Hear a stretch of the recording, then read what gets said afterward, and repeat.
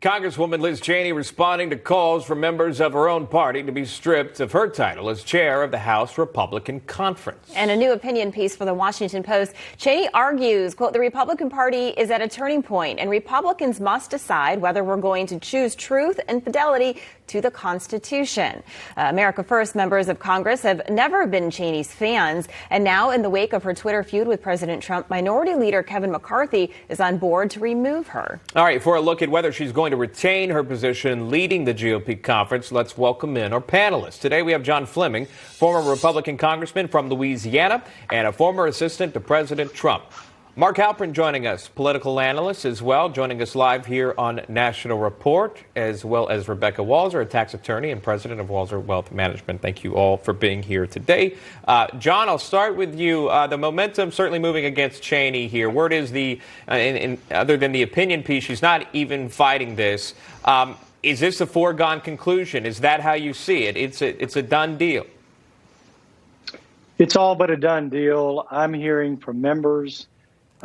Widespread reporting across the country, even in her own district. She's way upside down there. And really, this goes back to the fact that there's been leadership in the Republican Party for many years that talks in a conservative way, but doesn't act that way. And Donald Trump came in and he changed all that. He's a true north when it comes to the Republican Party. And there are still people within the Republican Party who want to push things back to the way they used to be. And we're never going back there. And that's the struggle that we're going through right now. Rebecca, it seems in the op-ed she talks a lot about the past instead of talking about the future. And I wanted to get your take on this. Kevin McCarthy, he was not always on board with removing Cheney. Just a couple of weeks ago, he said he would not lose her post for voting to impeach President Trump. But he clearly changed his mind. Here's some leaked audio of Kevin McCarthy talking about Cheney. I think she's got real problems. I've had it with. It's, I've lost confidence. So, Rebecca, he's kind of gone back and forth on this. Yes, absolutely, Allison. And the thing is, I will just say I agree with Liz Cheney that the Republican Party is at a turning point, because I think what Americans have realized through the last 18 months, through the virus, through the election, is that we really have a uniparty. We have a lot of Republicans that vote and go along with a lot of Democratic, important platforms. And there's a lot of conservatives out there that are saying, you guys aren't listening to us. You are not representing what we feel. And I think Liz Cheney gets one thing wrong. She thinks that the Republican Party is behind Donald Trump because of Donald Trump.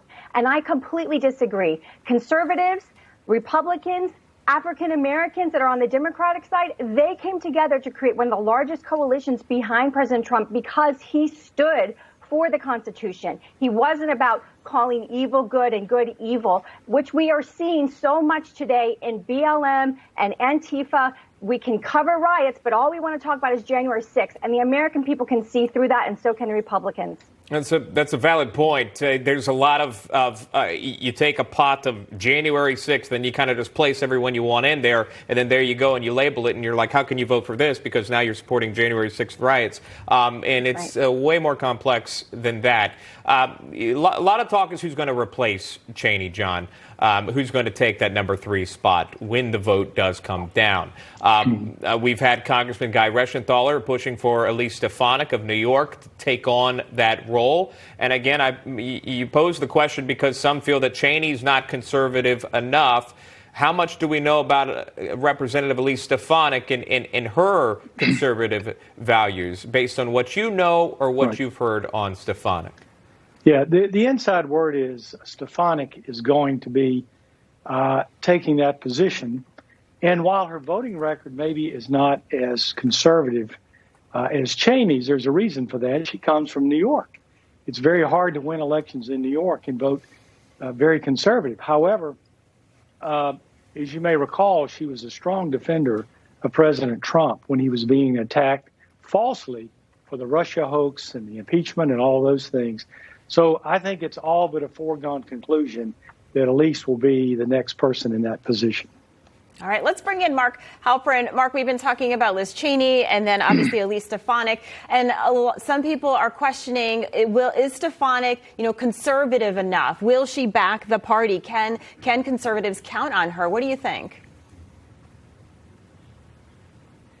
Her own views, and her job's to express the views of all the Republicans in the House, find the consensus, and help them spread the message. That's something that a lot of members now are not comfortable with Liz Cheney doing, because Liz Cheney's put such a focus on positions about President Trump that are not the consensus view, to say the least. I think overall, what the party wants to do with this change is move towards consensus on how to critique the Biden administration and Nancy Pelosi, rather than fighting amongst themselves. And this is a way, potentially at least, to get some peace within the conference.